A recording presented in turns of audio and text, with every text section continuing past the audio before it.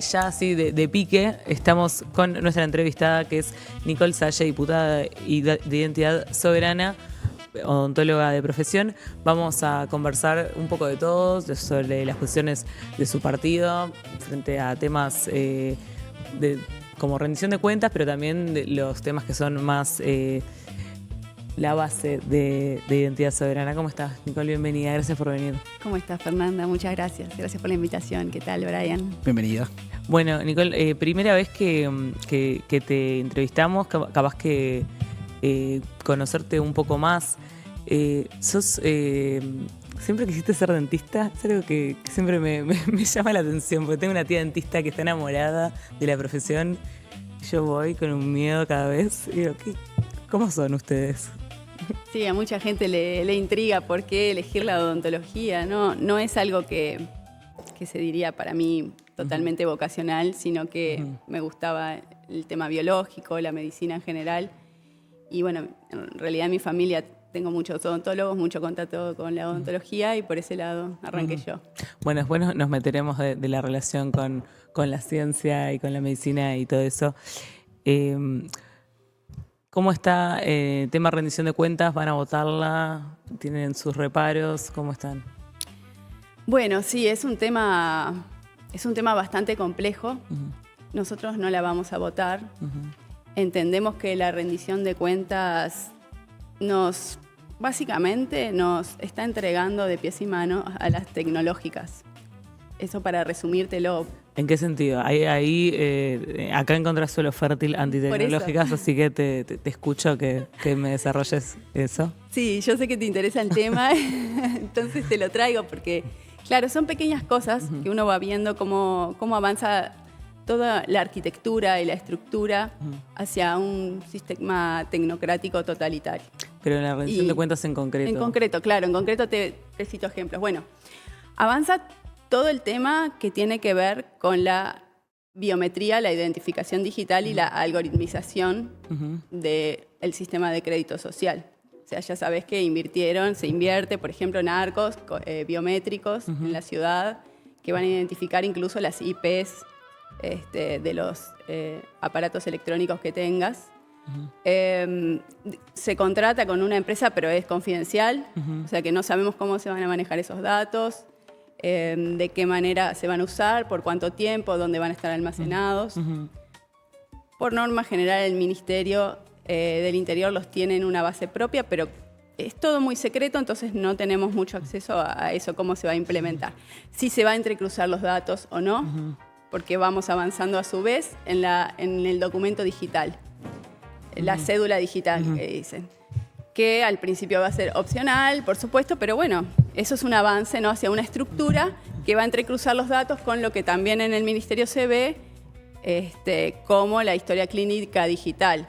También se da un fenómeno de convergencia regulatoria con todos los organismos internacionales y por sobre todo con, digamos, las leyes europeas para, de alguna forma, hacer compatible los recientes tratados firmados con la Unión Europea.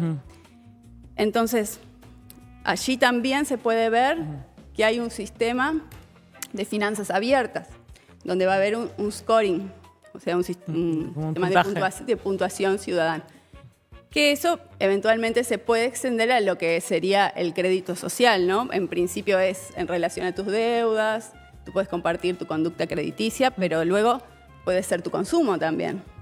Entonces, se nota cómo en todos los incisos hay un avance hacia la algoritmización, el entrecruzamiento de los datos, el almacenamiento y también contratos con empresas privadas que van a gestionar estos datos. Muchas, por ejemplo, Thales, que tiene contratos por el tema de la documentación, el pasaporte, etcétera, con ramas bélicas, como ya sabemos es el caso de Palantir, que ha controlado varios países ya a esta altura, incluyendo Argentina.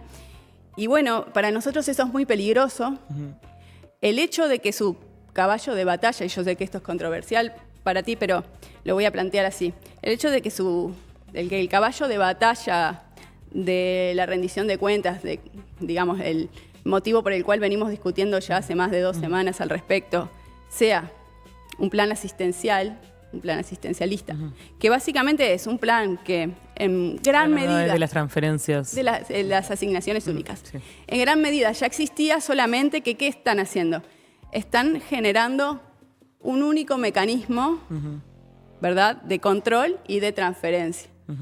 Porque están, digamos, de alguna forma, gestando toda una estructura única, que no haya, digamos, varias ventanillas. Exacto, varias ventanillas. Están simplificando para algoritmizarlo en el futuro. Pero, es decir, son planes que ya estaban, que sí, en una medida muy poco, aumenta la transferencia. Para lo que estamos discutiendo en la rendición de cuentas es un monto mínimo, sí lo aumenta, pero no está dando soluciones, no está proponiendo su caballo de batalla, no es, estamos, bueno, proponiendo industrialización, mayores fuentes de trabajo, estamos poniendo en la mira y obviamente haciendo el uso emocional de lo que es la infancia, un plan asistencialista. Pero ¿qué sucedió a nivel de la oposición? Que se generó la discusión de si necesita contraprestaciones o no. Sí. Entonces, eso para mí tiene un doble filo.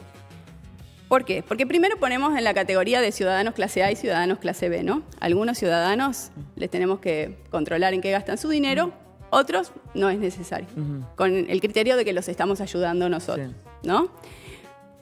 Pero, ¿por dónde está el riesgo? Toda esta estructura tecnocrática que se va a montar va a requerir eventualmente de una renta básica universal. Esa es la realidad. ¿Por qué? Porque ¿Y nos la van a dar? ¿Alguien va a venir y la va a dar? Bueno, lo van a ir generando las mismas empresas tecnológicas con el impuesto mínimo global. Digo, es una estrategia también de control, porque el hecho de que tú recibas la asistencia implica que tú estás siendo controlado y se te pueden exigir contraprestaciones. Es decir, tú no sos un ciudadano emancipado, tú dependés completamente de un Estado paternalista que te va a venir a decir cómo vivir, qué hacer, qué está bien hacer y qué no. Sí, bueno, yo escuché en una nota que te preguntaban si eras más de izquierda o de derecha y vos decías que ustedes no se plegan mucho a ese binomio, pero ya que traes esto te pregunto, ¿se plegan más a un Estado lo más chico posible o lo más escudo de los débiles, grande, robusto posible? Bueno, sí, yo no me clasifico ni en izquierda ni en derecha porque entiendo que son dos alas de un mismo pájaro.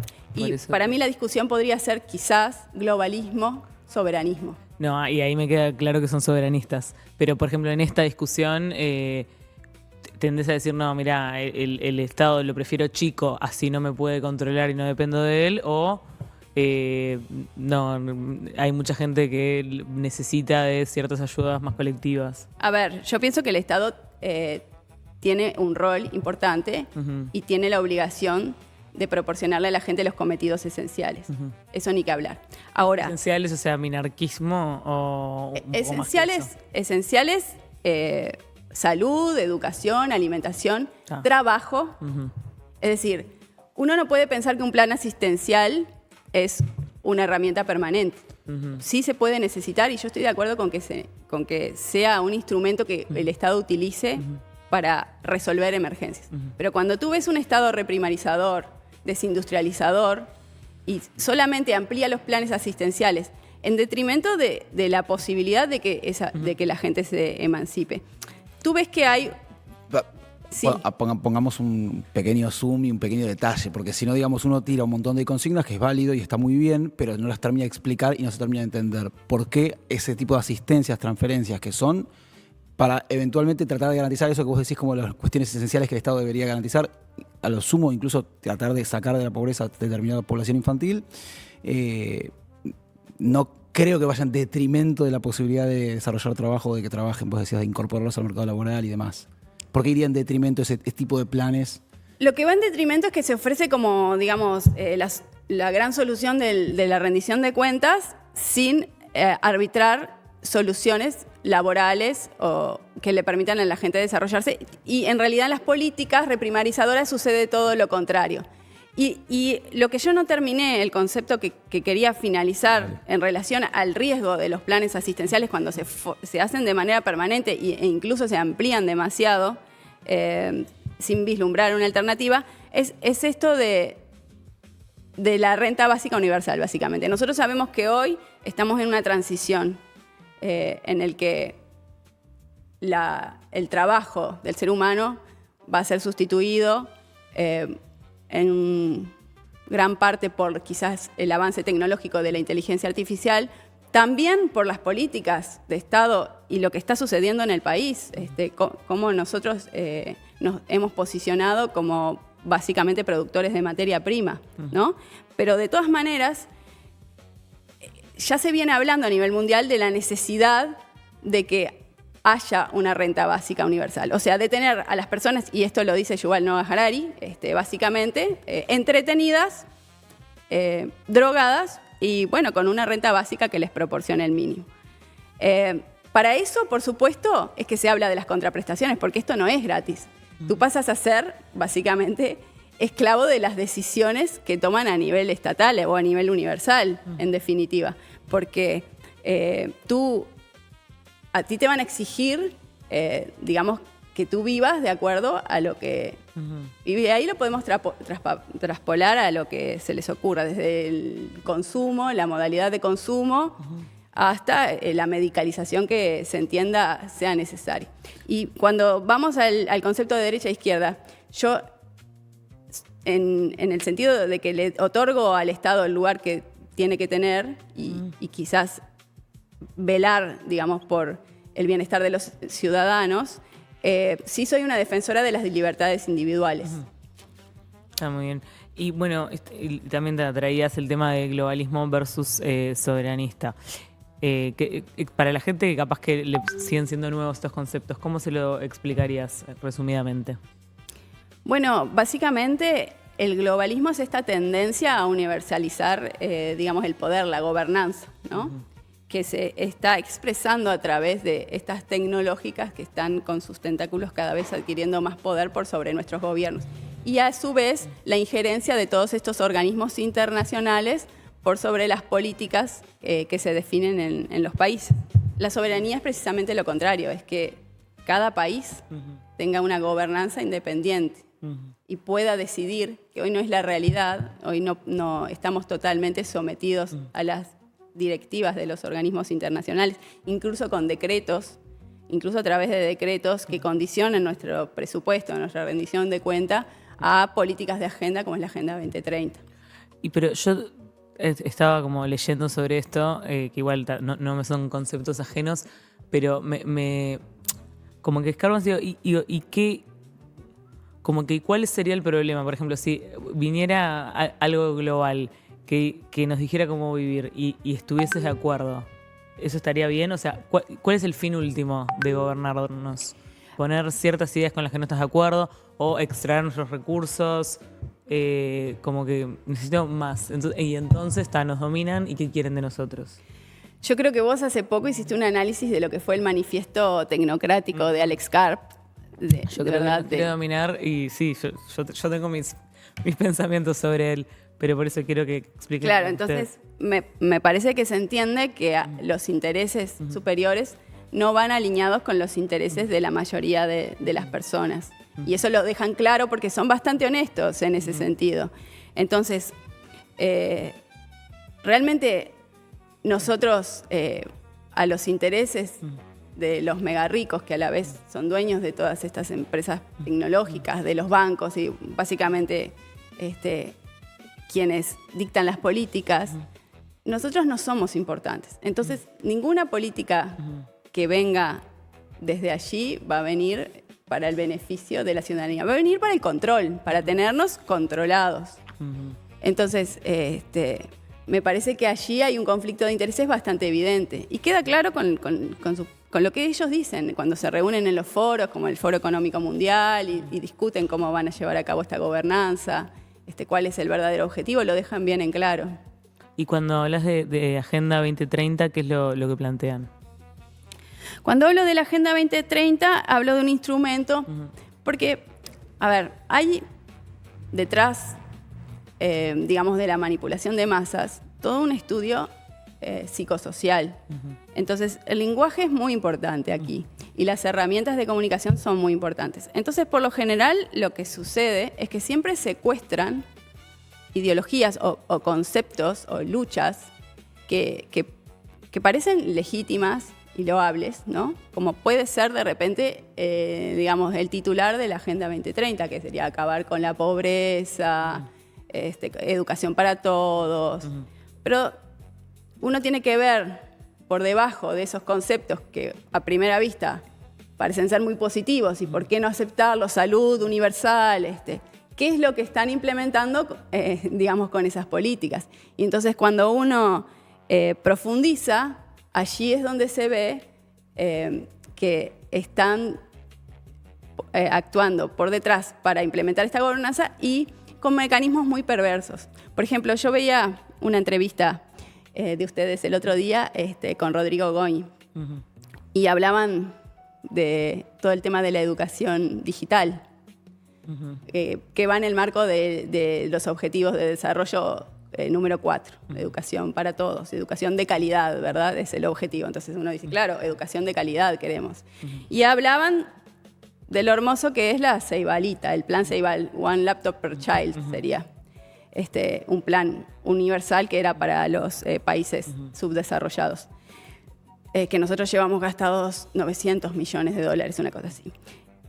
A mí me parece importante esto, porque si uno piensa, bueno, acceso universal a la tecnología para todos, ¿qué tiene de malo? Una cosa es recibir educación acerca de las tecnologías y otra cosa muy distinta es que la tecnología te eduque y que la tecnología se involucre en el proceso cognitivo y el desarrollo cognitivo desde las infancias muy tempranas. ¿Por qué digo esto? Porque un niño necesita primero desarrollar el pensamiento crítico, desarrollar el pensamiento analógico.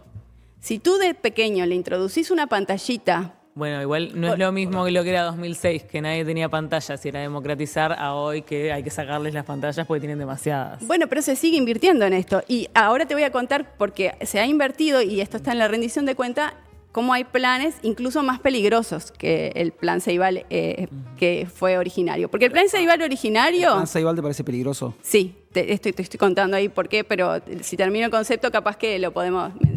El plan Ceibal y el mecanismo de aprendizaje, que no es aprender a usar la tecnología, es que la tecnología te enseña cosas cotidianas como son las matemáticas. El plan Ceibal usa un mecanismo dopaminérgico que es el mismo que utilizan los algoritmos de Instagram, por ejemplo, de sistemas de recompensa instantáneos e intermitentes. No te está enseñando a pensar libremente, a razonar. Son, digamos, espasmos de atención muy superficiales que no mantienen digamos, la concentración del niño, lo cual le genera trastornos en el aprendizaje y además de todo, sí, decime si querés, no, pero... No, es que estamos haciendo un salto cuántico muy elevado y muy grande y demasiado amplio entre el objetivo número 4 de los objetivos de desarrollo sostenible, que es educación de calidad y en equidad y con igualdad de oportunidades y acceso, etcétera, a la educación, a One Laptop per Child, que es un programa bastante viejo, promovido también en su momento por tecnólogos y también por educadores y también por el Banco Mundial y un montón de organismos, a la Ceibalita hoy, a el exceso de pantallas, a lo dopaminérgico en Ceibal, que además es un plan que incorpora muchas cosas que algunos programas puede ser dentro del educativo que tengan el sistema de premios y recompensas para estimular el uso por parte de los niños. Exacto. Pero eso no... A ver, eso ya de por sí es negativo. Si algunos programas lo tienen, está mal. No es la forma que tiene un niño de edades tempranas. Está estudiado... No, pero depende... Bueno, eso no es lo que dicen las pruebas PISA. Esa es la realidad. Bueno, que los resultados... voy a hablar. Sí. Eso está estratificado, ¿sí? Por edades, en educativos, con planes y desarrollo educativo. Y la gamificación, por ejemplo, en la educación también está estudiada y avalada en un montón de elementos, dependiendo la edad, dependiendo para qué y dependiendo con qué recursos y con qué usos. Entonces, no es una discusión sobre si eso... No es que a los 2 años le están dando... Se los dan a los 6. ¿Qué le dan a los 6? Les dan esos aparatos que tienen ese tipo para el uso. Hay algunas aplicaciones determinadas que tienen determinados mecanismos de funcionamiento. La pregunta es, ¿le dan a los 6 años una Ceibalita? ¿Y qué hacen con la Ceibalita? Con la tablet en realidad que le dan. Con la ¿Cómo se Ceibalita trabaja? tienen programas que te los estoy contando, Dale. que utilizan esos mecanismos de recompensa. ¿Tenés hijos, Nicole? Sí, tengo hijos. ¿Y tienen la Ceibalita? Por supuesto que no. Por supuesto que no. Entonces, pero la usaste y la viste. ¿Eh? Yo tengo hijos las que sí, tengo, ¿eh? sí, los Lo he tengo al usado. lado y Trabajo con tengo ellos, todo. a los amigos, los veo Dale. todos, sí. Los programas son así, son ese tipo de programas. Y además hay otra cosa que es peor de estos programas de educación, que no son programas de educación para usar la tecnología, son educación a través de la tecnología, que es totalmente diferente. Que ahora tienen un sistema de inteligencia artificial que recaban datos cognitivos del niño, datos de aprendizaje del niño. Es decir, podrá ser muy positivo para las maestras porque le dan una devolución de cómo está aprendiendo el niño, ¿no? Entonces le dicen, bueno, está atrasado en le falta tal cosa, le dan unas gráficas y una devolución de cómo es el aprendizaje. Todo eso recaba datos desde que el niño comienza a utilizar esta tecnología hasta quién sabe cómo. Esos datos los está almacenando una empresa privada en una nube. No sabemos qué uso podrá tener. No sabemos cómo se va a usar eso en el futuro. ¿Te das cuenta que hoy la tecnología ya conoce más de nosotros que nosotros mismos con nomás, digamos, los algoritmos y la forma en que nosotros interactuamos en las redes? Imagínate qué repercusiones puede tener que algoritmicen y recaben datos de todo el proceso cognitivo de un niño a futuro y cómo pueden usarlo para manipularlo. O qué repercusiones puede tener el hecho de que básicamente van a tener guardado un currículum desde la infancia de por vida y no sabemos cómo va a evolucionar esa información. A mí me parece bastante peligroso.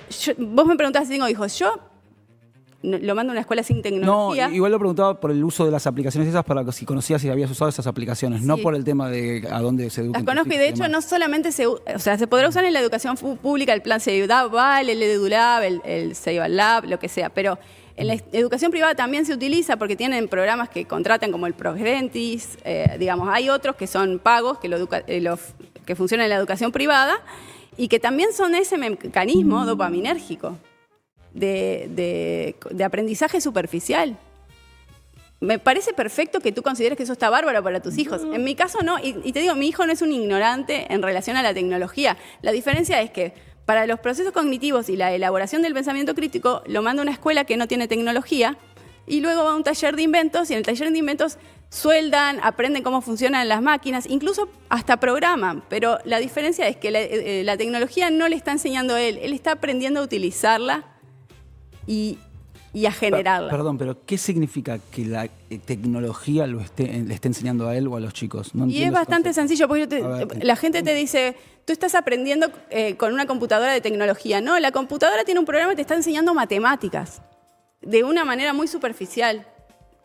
Es básicamente eso. No estás aprendiendo en tecnología por aprender en Duolingo un idioma. Estás aprendiendo un idioma a través de la tecnología. Pero eso no es lo que hace Ceibal. Estoy poniendo un ejemplo de programas de aprendizaje. Pero estamos hablando sobre lo que estás Pero y bueno, diciendo. Ceibal Vos estás utiliza- diciendo que esto funciona mal porque genera elementos dopaminérgicos y que además la tecnología te enseña. El Ceibal No es lo que se pasa. utiliza para enseñar matemáticas, para enseñar lengua, para enseñar cosas que podría perfectamente enseñar la maestra. Que de hecho ahí entramos en otro problema, el desarrollo de la empatía. La falta de contacto directo con la persona, que es lo que sucedió precisamente cuando los encierros, que los tenían todo el tiempo trabajando en computadoras, y sobre todo que les tapaban la cara, y entonces la falta de contacto, porque se traslada ese vínculo hacia el ordenador, genera una falta de desarrollo Pero, en la empatía, porque ellos Nicole, necesitan vos leer la textualidad. ¿Hace cuánto no vas a una escuela? ¿De ¿Fuiste qué a la me escuela? estás hablando? No pasa eso en las escuelas. Sí Vos entras a la pasa. no, entras No a un pasa, aula, hay no un pasa en docente. tal medida, claro, Entras está a un bien. aula, hay un docente con niños hablando, interactuando, y a lo sumo, Sí. cuando considera necesario para determinadas capacidades y adquisición de conocimientos y desarrollo, incluso involucración con la tecnología, cuanto menos te involucras con la tecnología eventualmente, más capacidad la tecnología te va a tener para dominarte si vos no sabes cómo funciona y cómo opera. Entonces el aprendizaje que se da en torno a la tecnología tiene que aprender su uso, desentrañar cómo funciona, pensamiento crítico, reflexión y demás. Y eso lo podés ver vos en la escuela, podés ir. No, es que yo voy a las escuelas. ¿Y cómo me vas a decir que entonces están solo mediados por la pantalla? No pasa eso. Pero claro, no pasa eso en ninguna escuela. No te digo que pase exclusivamente, pero se va sustituyendo cada vez en mayor medida, porque ahora están incluso estos mecanismos de evaluación. O sea, entonces, lo que debería ser el contacto exclusivo con su referente y con su... ¿Qué mecanismos de evaluación? El que te acabo de nombrar, que hace, digamos, una evaluación de todo el proceso cognitivo del niño, EduLab, CeibaLab, los que te acabo de nombrar, Progrentis, son mecanismos que generan datos para que los referentes lo utilicen. No estoy diciendo que viven desconectados de una clase. Yo entiendo que es en un contexto de una clase con un profesor, pero cada vez se va sustituyendo más ese vínculo por el vínculo con el ordenador. Y el ordenador no le está enseñando a usar la tecnología, le está enseñando las materias regulares a través de la tecnología. Yo te juro que, al igual que con Fernández, que lo hemos discutido mucho, o sea, tenemos muchísima preocupación por el tema de cómo se utiliza la tecnología o cómo las tecnológicas operan y cómo incluso se puede reemplazar eventualmente un montón de funciones cognitivas por la ¿cómo dijiste vos? Dopaminérgico. Un mecanismo. Elementos dopaminérgicos en función de las pantallas y demás. Pero una cosa es eso y otra cosa es extrapolarlo a que en la educación se esté sustituyendo el uno a uno y el mano a mano. No está pasando. Bueno, está bien, capaz que no nos podemos poner de acuerdo en este momento, pero yo te invito a que reflexiones al respecto y lo mires y veas cómo funcionan esos programas en función de qué recompensas y qué nivel de aprendizaje se genere, si realmente ellos no se están salteando procesos cognitivos directamente a través de ese tipo de... Para mí no es un programa que sea positivo para la educación, para el proceso de desarrollo cerebral temprano de un niño, y además de todo lo demuestran las pruebas PISA de la propia OCDE, que dicen que el 60% no llega a los límites bajos del nivel, por ejemplo, de matemáticas. Bueno, o sea que en realidad son pruebas soberanistas, globalistas. Claro, son pruebas, por eso lo digo, ellos mismos admiten que el plan no está siendo eficaz. Y lo peor de todo es que lo vienen profundizando y los llevan incluso a recabar datos del niño, que hace muy peligroso a futuro lo que pueda suceder. Bueno, sigamos adelante, no nos vamos a poner de acuerdo. Y por eso, pero para hablar de más cosas. Me interesa, si bien no estoy de acuerdo con lo que concluyan después, pero que por lo menos son el único partido que no se olvidó de los archivos Epstein, que para mí fue como la noticia de la década y pasó medio que por ahí. Y ustedes hicieron un pedido que no hicieron lugar. Contame un poco de eso. Sí, en realidad el caso de Epstein es totalmente ignorado en Uruguay y ha tenido grandes repercusiones. Sobre todo. ¿Cómo? En el mundo tampoco quedó, como que quedó medio por ahí, pero en Uruguay especialmente no le importó a nadie. Sí, de hecho hace poco removieron a la fiscal general Pam Bondi, exactamente, y pusieron al abogado personal de Trump en el caso. Sí. Más allá de que también todo lo que se estaba dando a nivel de Congreso pasó de ser bajo juramento y grabado a una instancia más simbólica, ¿no? Uh-huh. O sea que ya sabemos que básicamente están tratando de desarticular toda la liberación, lo que fue la ley de transparencia de los archivos Epstein, uh-huh. Va a quedar en la nada. Y acá queda muy de manifiesto cómo quienes de alguna forma se atreven a cuestionarlo, como es el caso de Macy, que dejó en evidencia que es quien se ha estado movilizando en Estados Unidos. ¿Es una víctima? No, es ¿Quién es? Uno de los congresistas. Okay. La mayoría de los congresistas de Estados Unidos están financiados por el AIPAC, Okay. Digamos, de Israel. Uh-huh. Y Epstein era un doble agente del Mossad. Y bueno, a él le sacaron la financiación, de hecho, desde que empezó a cuestionar todo el tema de los archivos Epstein. Y básicamente en Estados Unidos, si no tenés financiación privada de esa manera, no llegás a ser reelecto. Uh-huh. Pero bueno, en Uruguay, en relación a Uruguay, lo que nosotros encontramos fue mucha documentación vinculada a cómo se generó una estructura, una arquitectura que tuvo lugar, gracias a la que tuvo lugar la mayor transferencia de dinero de la historia, en relación a cómo lucrar con pandemias. Y allí, en los archivos Epstein, en los documentos, aparecían mails. ¿Cómo lo puedo buscar? Lo tengo acá abierto para buscar. Porque busco coronavirus, Bill Gates, todo. No. Bueno, yo te puedo pasar, porque ¿en los mismos documentos? Sí.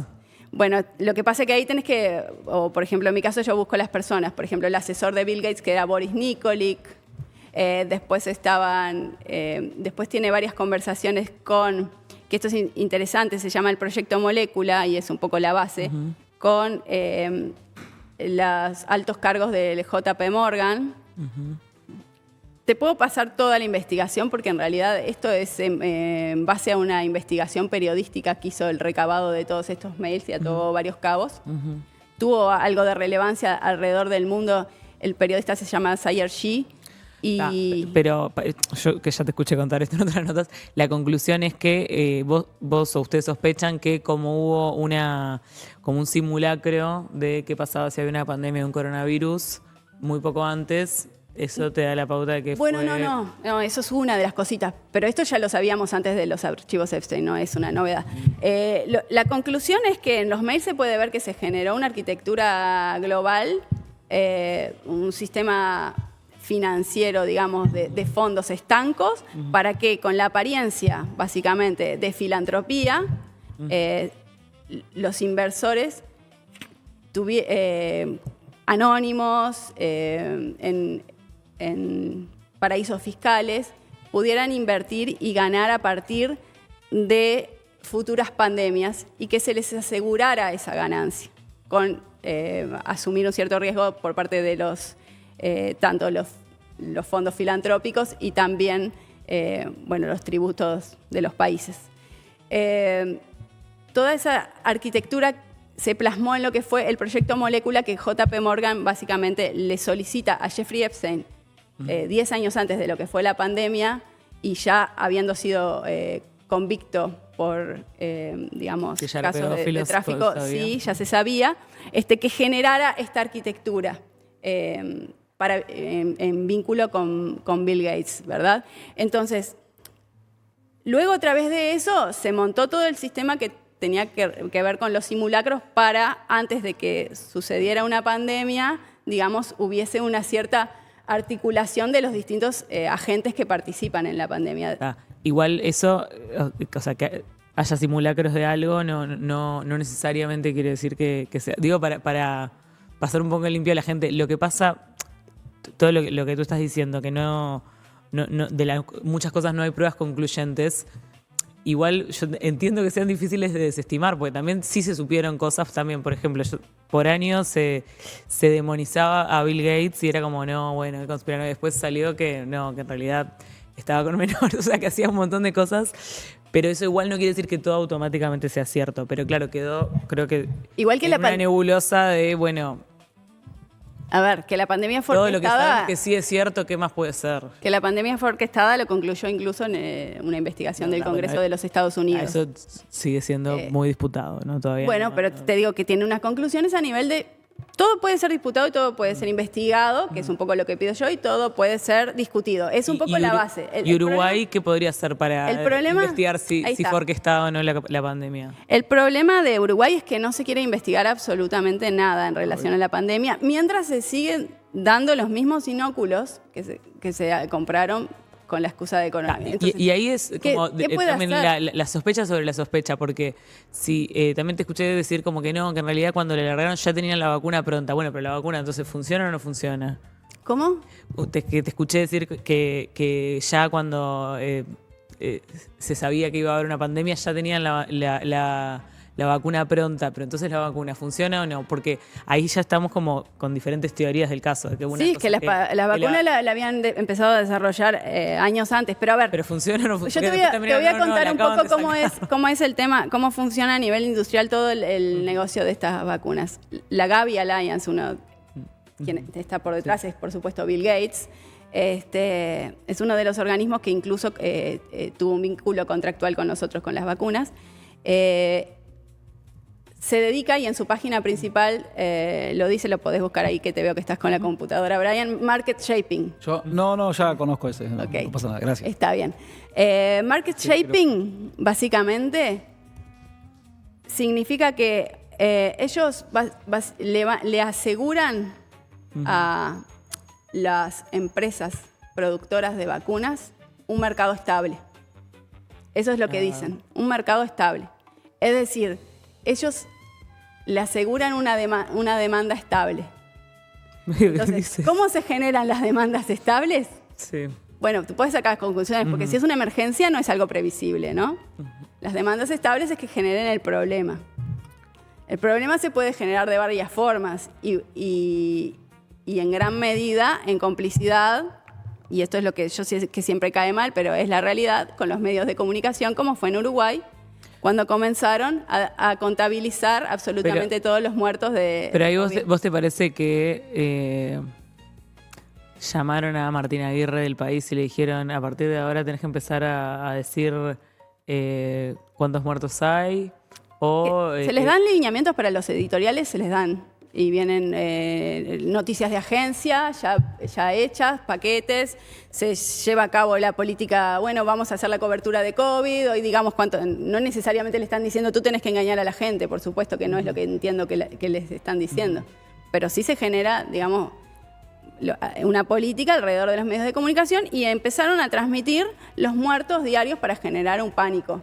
Y lo más coloso fue que ese año que supuestamente estábamos todos pendientes de la pantalla viendo cuántos muertos había, no hubo exceso de mortalidad en las estadísticas. El exceso de mortalidad empezó los años y bastante caro lo pagamos, digo, nos encerramos, hicimos un montón de cosas para que no Pero pasara. ¿de quién fue la culpa? Porque se generó un miedo, ¿no? Sí, pero yo creo que es justificado.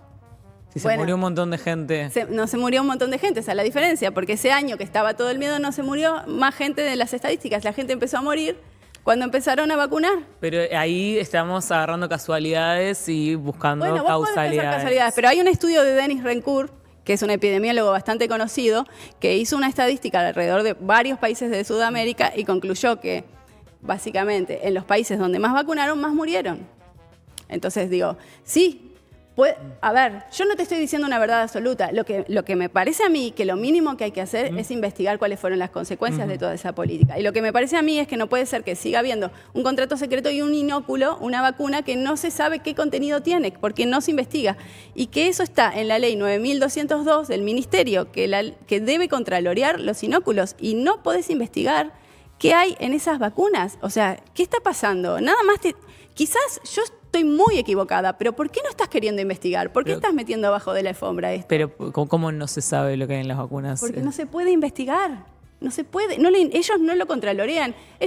Tú le preguntás, tú cumpliste... De hecho, sí, hubieron varios pedidos de informe. Y no fue solo acá, fue en todo el mundo. Y de hecho, en Argentina lo que sucedió es que hubieron unas biotecnólogas que analizaron los inóculos, encontraron cosas bastante complejas. Pero, ¿ves? Ahí es cuando no, me perdés antes, pero ahí me mata que cuando empiezan a citar un médico una vez, y bueno, ¿y qué pasa con los otros millones de médicos que no dicen eso? Pero ese es el problema precisamente, porque los médicos que tenían voz y voto acá eran los del GACH, eran los médicos que estaban transmitiendo una verdad oficial. Y los que... ¿Pero te parece también que estaban arreglados, que no era su opinión profesional real?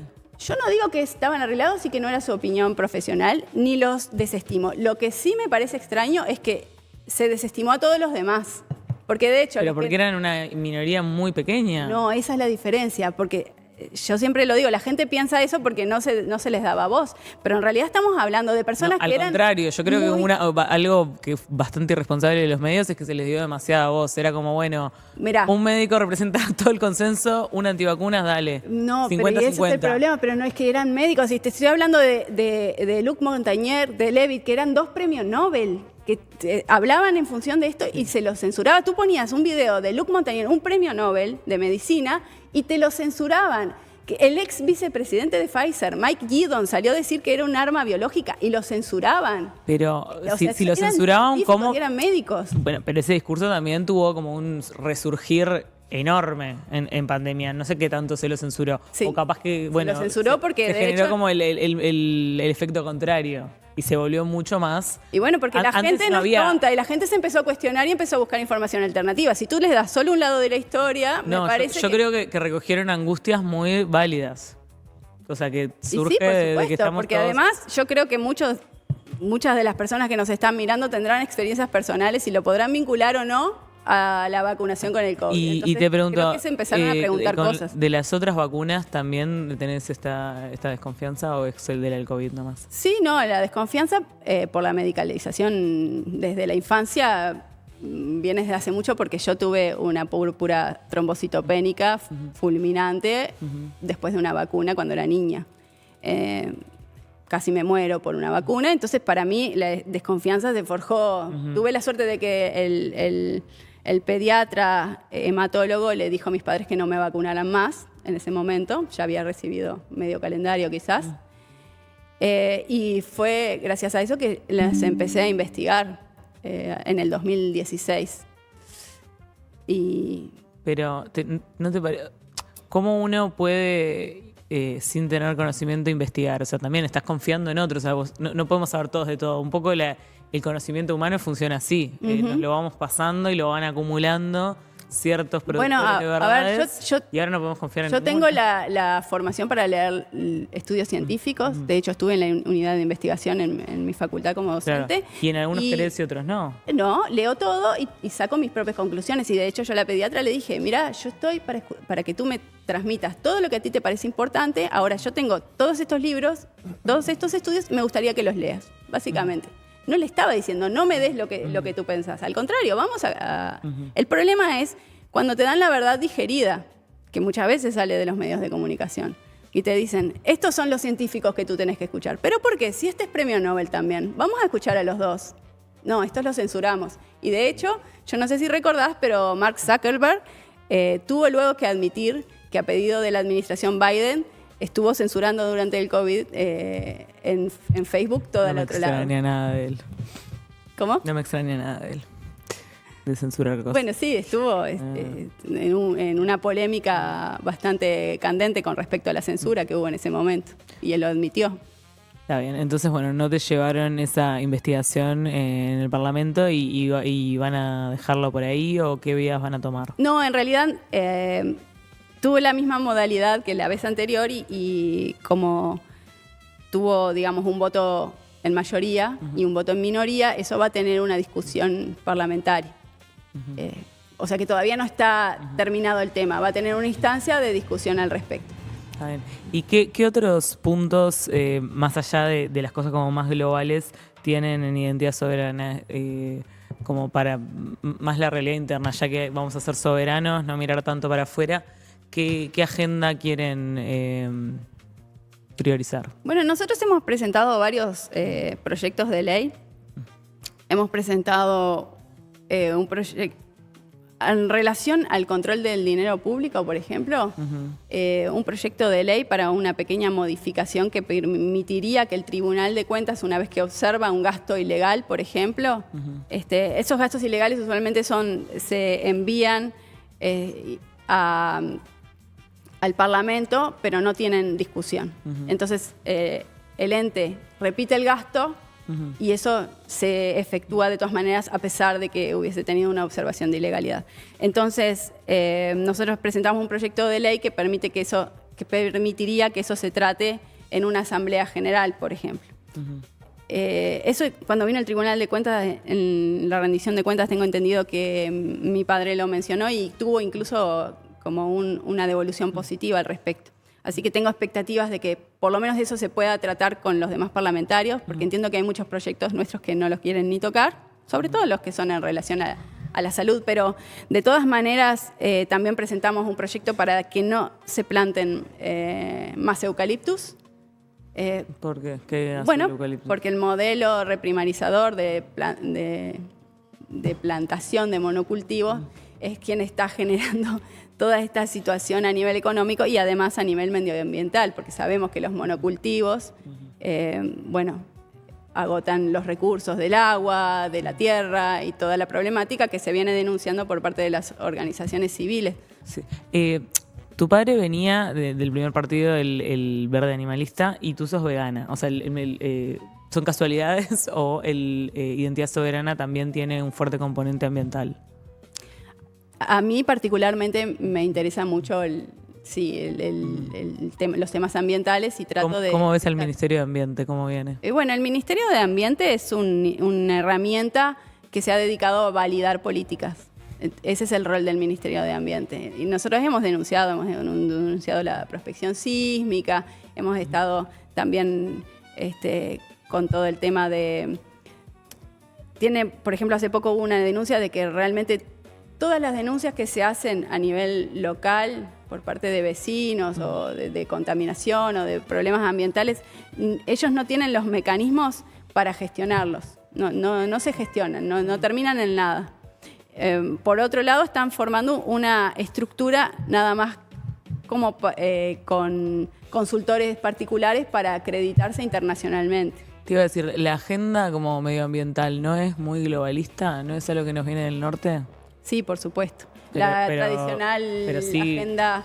Y bueno, pero ahí viene todo el trasfondo que tiene, por ejemplo, de los bonos de carbono que son lo que las empresas que no contaminan reciben y después venden, ¿no? Esos son los bonos de carbono. Sí, hay toda una industria detrás de lo que son los bonos verdes, que se usa para que, digamos, las empresas puedan lavar, digamos, su contaminación y, por lo general, a expensas de los países subdesarrollados o en vías de desarrollo, básicamente.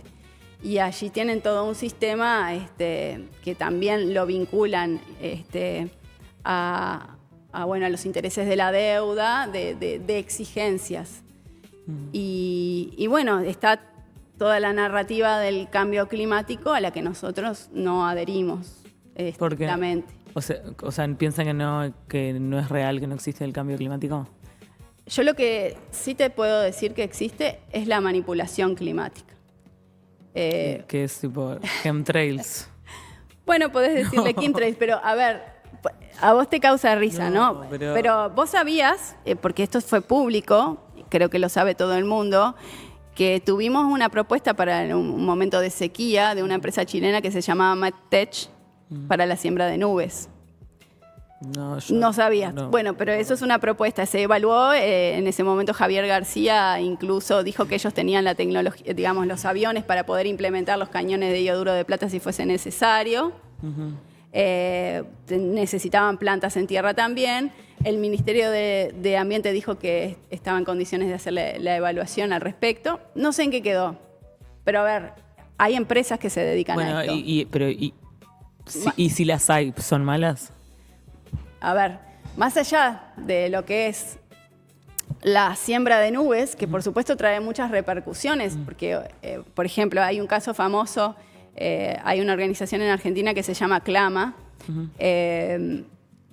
que fue famoso en San Luis, una discusión que tenían entre dos productores. Tenías quienes necesitaban de la lluvia y estaban contratando a estas empresas para sembrar nubes, y quienes el exceso de lluvia les hacía mal a su plantación. Entonces estaban como en esa lucha, porque obviamente la manipulación es para todos, ¿no? Y se llegó a prohibir la manipulación climática específicamente en San Luis, en Argentina. Pero después está toda la manipulación climática experimental, en fases de startups, que es...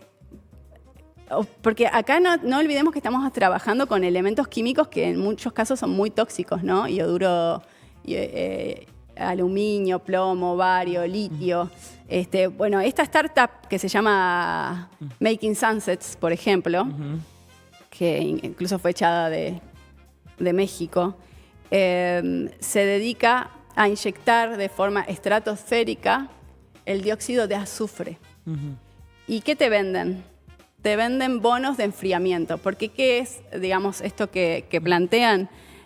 Plantean disminuir los rayos solares con una capa densa en la superficie, ¿no? Esa capa de niebla o de nubes constantes a base de dióxido de azufre. Entonces, con el cuento de que el anhídrido carbónico, que es, por otra parte, esencial en la fotosíntesis, nos está haciendo daño, ellos inyectan en la ionosfera dióxido de azufre. Vos pensá eso cómo puede repercutir en tu salud y cómo puede repercutir también en el clima. Otra cosa que te voy a decir nomás, hay un tratado a nivel internacional que se llama el MOD, porque durante la guerra en Vietnam, o sea, la tecnología de manipulación climática tiene más de 100 años. Durante la guerra en Vietnam, la manipulación climática se usó para extender el monzón, inundar los cultivos y que pierdan los cultivos y genere hambre y no se puedan movilizar. A partir de eso, se firmó a nivel internacional un tratado, lo digo entre comillas porque como todos los tratados siempre tienen esa laxitud de que quizás para uso bélico no, pero si lo uso de forma comercial sí lo puede usar, ¿no? La puerta trasera. Se firmó un tratado para que no se usen tecnologías climáticas para la guerra. De hecho, Irán venía denunciando que tenían una sequía constante y luego dijo, no sé si es verdad o no, pero es lo que dicen ellos, que cuando bombardearon plantas en países aledaños comenzó a llover nuevamente y bueno, se veían los videos. Es decir, que se los estaba de alguna forma manipulando, eso es una denuncia del país. Digamos, hay un tratado internacional hasta para que no se trate, de que no se manipule el clima en situaciones bélicas. Pueden seguir diciendo que es de conspiranoico, pero me parece un poco difícil cuando ya tenés empresas que venden sus servicios. No sé, no sé cómo cerrar este tema. Bueno, pero no, como esto que es obviamente un tema que no tengo estudiado hasta cuánto está comprobado, cuánto se sabe, cuánto no, igual no quitaría que el cambio climático fuera real o no. A ver, o sea, como te digo, la manipulación climática también existe. Lo que me parece que no tiene mucho pies ni cabeza es que se le atribuya básicamente el problema de todos los males al anhídrido carbónico, que como te digo es esencial para las plantas, para la fotosíntesis, para el ecosistema, y lo intenten combatir con químicos tóxicos. Bueno. Entonces, no, pero es que de ahí vienen todas las políticas ambientales, porque todos los bonos verdes están vinculados a las emisiones de carbono. Y toda la narrativa de que las vacas contaminan, de que los viajes viene vinculada a las emisiones de anhídrido carbónico. Yo no digo, con esto no quiero negar que se contamine y que el ser humano esté haciendo destrozos ambientales, y por eso es que me interesa. Pero a lo que no adhiero es a esa narrativa específica del cambio climático y de que en 10 años se va a calentar tantos grados y se va... Y que eso lo vienen diciendo ya también hace varias décadas. Primero era el enfriamiento, el calentamiento, después el cambio. Es esa la narrativa a la que no adhiero, básicamente. Y por lo menos última mía, es ¿qué tienen en contra, por ejemplo, de la agenda de derechos?